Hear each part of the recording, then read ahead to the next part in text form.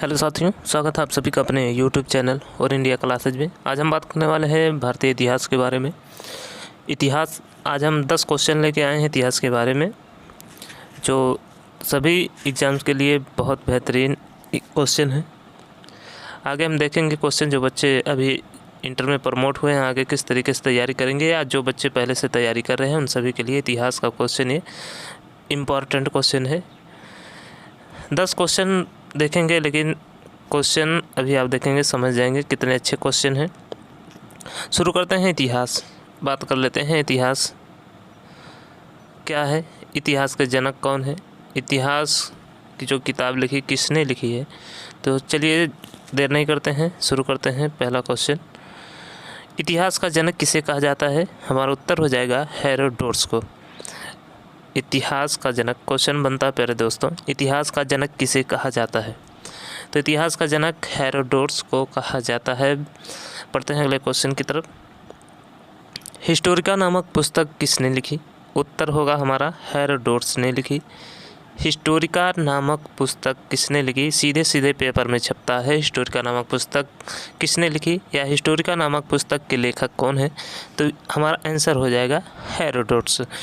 बढ़ते हैं question number 3 है। इसके बाद देख लीजिए पहला क्वेश्चन, दूसरा क्वेश्चन। इतिहास के जनक हेरोडोटस, हिस्टोरिका नामक पुस्तक किसने लिखी? हेरोडोटस। उसके बाद शुरू होता है प्रागैतिहासिक काल। प्रागैतिहासिक काल एकदम इतिहास के जब शुरू हुआ तब से हम कहते हैं प्रागैतिहासिक काल। वह काल जिसके लिए कोई लिखित सामग्री उपलब्ध नहीं है और जिसमें मानव का जीवन अपेक्षाकृत पूर्णतया सभ्य नहीं था, प्रागैतिहासिक काल कहलाता है। फिर से एक बार देख लीजिए, वह काल जिसके लिए कोई लिखित सामग्री नहीं थी और जिसमें मानव का जीवन अपेक्षाकृत पूर्णतया सभ्य नहीं था, प्रागैतिहासिक काल कहलाता है। इस काल को 3 भागों में विभाजित किया गया है। बात कर लेते हैं प्रागैतिहासिक काल को कितने भागों में विभाजित किया गया है। तो 3 भागों में विभाजित किया गया है। पहला भाग क्या है? पूरा पाषाण काल। देखिए, पूरा पाषाण काल अज्ञात काल से 8000 ईसा पूर्व। दूसरा क्या है? मध्य पाषाण काल। मध्य पाषाण काल 8000 ईसा पूर्व से 4000 ईसा पूर्व, मध्य पाषाण काल हो गया। उसके बाद नव पाषाण काल देख लीजिए, 4000 ईसा पूर्व से 2500 ईसा पूर्व। यहाँ 2561 हो गया है, टाइपिंग में दिक्कत हुई है। 4000 ईसा पूर्व से 2500 ईसा पूर्व तक। तो प्रागैतिहासिक काल को कितने भागों में बांटा गया? 3 भागों में बांटा गया। पूरा पाषाण काल जो अज्ञात काल से 8000 ईसा पूर्व तक चला। उसके बाद दूसरा मध्य पाषाण काल 8000 ईसा पूर्व से 4000 ईसा पूर्व चला। नव पाषाण काल 4000 ईसा पूर्व से 2500 ईसा पूर्व तक चला। प्रागैतिहासिक काल को कितने भागों में बांटा गया? 3 भागों में। पूरा पाषाण काल, मध्य पाषाण काल, नव पाषाण काल। आग का आविष्कार, तीसरा क्वेश्चन देखिए, आग का आविष्कार किस काल में हुआ?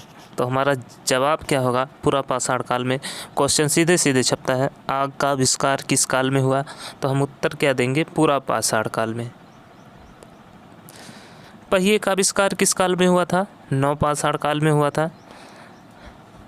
अगर हमारा क्वेश्चन आता है पहिए का आविष्कार किस काल में हुआ था? पहिए का आविष्कार नव पाषाण काल में हुआ था। 5वां देखिए, मनुष्य ने घर बनाने की प्रवृत्ति किस काल में सीखी थी? तो नव पाषाण काल में सीखी थी। मनुष्य जो घर बनाने की प्रवृत्ति सीखी थी वो नव पाषाण काल में सीखी थी। मनुष्य ने सबसे पहले किस जानवर को अपना पालतू पशु बनाया?